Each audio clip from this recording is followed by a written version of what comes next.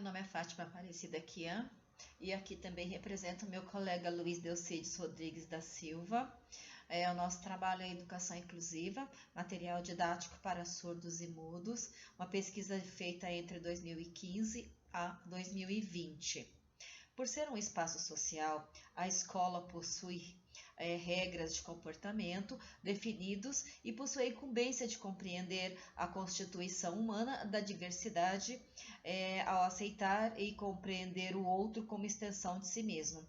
Há uma convivência respeitosa entre os diferentes. Ao se colocar como um microcosmo da educação em sociedade, o aluno, conforme seu aprendizado, quebrará possíveis paradigmas de um mundo fragmentado pelas conhecidas díades, ou seja, bom, mal, capaz, incapaz, rico, pobre, vencedor, perdedor e muitos outros que existem. Conforme os dados do Instituto Brasileiro de Geografia e Estatística, o IBGE, que foi expostos no Censo Demográfico realizado em 2020, apenas 5% da população brasileira possui dificuldades para ouvir. Logo, o referido documento não aponta quantidade de surdos mudos. Ao verificar dados da Pesquisa Nacional de Saúde, também elaborada pelo IBGE, considera-se a pessoa com deficiência auditiva quem tinha surdez nos dois aparelhos auditivos e surdez em um ouvido e audição reduzida no outro ouvido ou em ambas as orelhas. Essa pesquisa tem o objetivo de apresentar casos de material didático para surdo-mudo no período entre 2015 a 2020 e os resultados mediante o uso de recursos para o aprendizado desse grupo especial. Para isso, a pesquisa foi feita pelo método qualitativo, por meio de análise de dois trabalhos, a dissertação de Orlenilson Agostinho Rodrigues, na abordagem do uso dos recursos didáticos utilizados por professores de ensino médio. Outra lide a ser mencionada é a dissertação sobre o estudo de pensamentos geométrico por alunos surdos de Henrique Arnaldo Júnior, ao tratar sobre o uso do multiplano para o ensino de geometria para alunos surdos. A presente pesquisa apresenta a possibilidade de interação entre surdos e ouvintes, como a aproximação humana é importante para o aprendizado dos especiais. E quais recursos didáticos para a facilitação da aprendizagem e o quanto esses são importantes para o desenvolvimento mental desses alunos. Trata-se de um aprimoramento de geoplano, uma placa quadrada de madeira com pregos, e esse for uma malha. O uso de elástico permite a construção de figuras geométricas. Esse foi um trabalho feito, na verdade, né? A Lei Brasileira 13.146, de julho de 2015, que se chama-se Lei Brasileira de Inclusão, contém no seu artigo 1º a finalidade de assegurar e promover em condições iguais de igualdade o exercício dos direitos e das liberdades fundamentais da pessoa com deficiência, ao concentrar os seus esforços na inclusão social e também da cidadania. Há muitos avanços na educação inclusiva, especialmente no ambiente escolar. Não basta apenas conhecer um pouco da linguagem brasileira de sinais, Libras, é necessária a prática da alteridade, principalmente na busca de formas para a mediação do conhecimento inclusive desses estudantes. Para esta integração, há necessidade de utilização de 3 elementos: o domínio das Libras, o conhecimento matemático e uma metodologia apropriada, e a prática da linguagem de sinais e também influenciam nas ações e na conjunção entre expressões e gestos. Há um aproveitamento do docente nessa prática de ensino. Conforme escreveu na sua dissertação Batista, entre o período de janeiro de 2015 a dezembro de 2016, ele fez uma experiência com alunos surdos matriculados. Foram realizadas observações em uma escola de ensino médio urbano, localizada no município de Cruzeiro do Sul, no estado brasileiro do Acre. Foram feitas observações no período matutino e vespertino, sempre verificando os horários estabelecidos de matemática, organizado pelas equipes pedagógicas da instituição.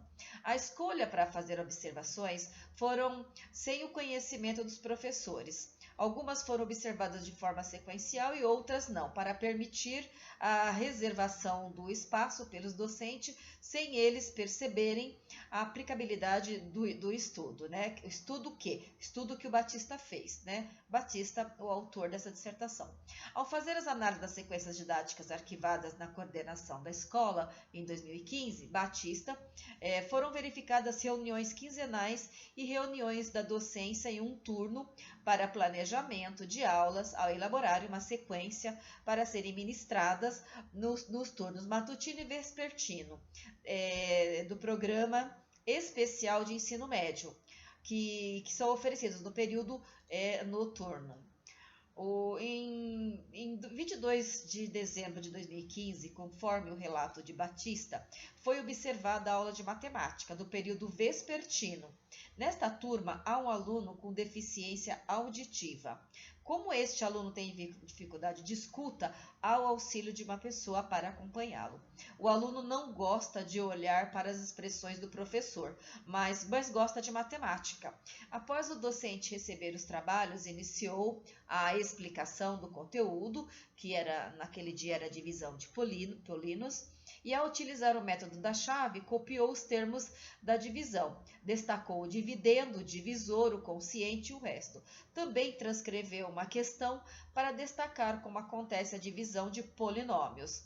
Os recursos utilizados foram apenas o giz e o quadro e as anotações pessoais. A observação, conforme Batista fez, é a comunicabilidade do professor, sem perceber que havia um aluno especial e este precisava de uma atenção maior do professor. Logo, não houve uma apresentação dos grupos de trabalho pelo motivo da ausência de organização por parte dos estudantes para apresentações, e o docente apresentou-se de forma resumida os conteúdos no quadro de giz. O segundo relato aconteceu em dezembro de 2015, quando o professor, ao lecionar para um aluno surdo, avalia o ensino e aprendizagem desse aluno e verificou qual aprendizado ele tinha. Né? Outro exemplo foi o que aconteceu em 2016, onde o aluno surdo apenas se preocupou em copiar a matéria a matemática, por se apresentar de natureza formalizada. O aluno surdo sente-se impelido em apenas copiar, apenas copiar, nada mais. A leitura deve ser melhor trabalhada com este aluno. Falta percepção do docente em perceber qual é o sujeito que está na sala de aula, quais são as suas necessidades. E esta inserção do estudante surdo na sala de aula precisa ser feita com cuidado para a garantia de seu acesso aos conhecimentos. Também sejam respeitadas as suas condições linguísticas e a seu modo e também o seu modo de funcionamento social. O terceiro relato, conforme o autor Batista, o professor fez a revisão do conteúdo de matrizes, resolveu a primeira questão no quadro de giz e, em boa entonação de voz, a intérprete fazia o acompanhamento e provia a comunicação com o surdo. Em seguida, o docente explicou o segundo exercício e direcionou-se ao aluno especial com gesto para facilitar a resolução do exercício. Para o aprendizado, é necessário que o professor conheça e saiba utilizar corretamente os recursos didáticos. É preciso usar a explanação melhor dos conteúdos, especialmente para melhorar a comunicabilidade com os alunos surdos e mudos. Falta uma melhor interação entre a voz e a escrita. O gestual como uma forma de atrair o estudante especial e daí melhorar também a sua percepção. É necessário utilizar melhor os materiais didáticos dispostos na sala de aula e os livros didáticos. Servem como elementos norteadores, mas o professor precisa ser um facilitador de conhecimento, um veículo a oferecer significado aos conteúdos ministrados. Nota-se um certo desconforto por parte dos alunos surdos e mudos, surdos ao compreender a explicação da matéria pelos professores, conforme escreveu o observador e pesquisador Batista. Mesmo com a ajuda do intérprete, há uma certa insegurança e essa insegurança não pode ser identificada pelo pesquisador. Conclui-se, portanto, o avanço na educação inclusiva, especialmente no ambiente escolar. Ao considerar avanço na educação inclusiva, é insuficiente conhecimento da linguagem brasileira de sinais, Libras, né? Portanto, há uma necessidade da prática da alteridade, principalmente na busca de formas para mediação do conhecimento inclusivo destes estudantes. Com isso, é necessário desencadear a atividade operativa dos alunos, onde estes agem sobre os objetos ao transformá-los e operacionalizá-los mentalmente. É preciso considerar aprovisionar o professor com seus conhecimentos e a escola com estruturas de recursos humanos, física, né, e uma metodologia adequada e direcionada aos estudantes surdos e mudos. Portanto, falta a percepção do docente em perceber o sujeito presente na sala de aula, quais são as suas necessidades e essa inserção do estudante surdo na sala de aula, que ele precisa de mais cuidado, né, para que tenha garantido seu acesso ao conhecimento e também seja respeitada as suas condições linguísticas e seu modo de funcionamento social. Há a necessidade de um diálogo entre o aluno e o professor para adaptação do uso do material didático, né? Como os livros didáticos, entre outros, juntamente com a unidade de aprendizagem, que adapta-se ao contexto de ensino. Todas essas ferramentas auxiliam na desvendagens os diferentes tempos de aprendizagem de cada sujeito. E se encerra aqui. Muito obrigada.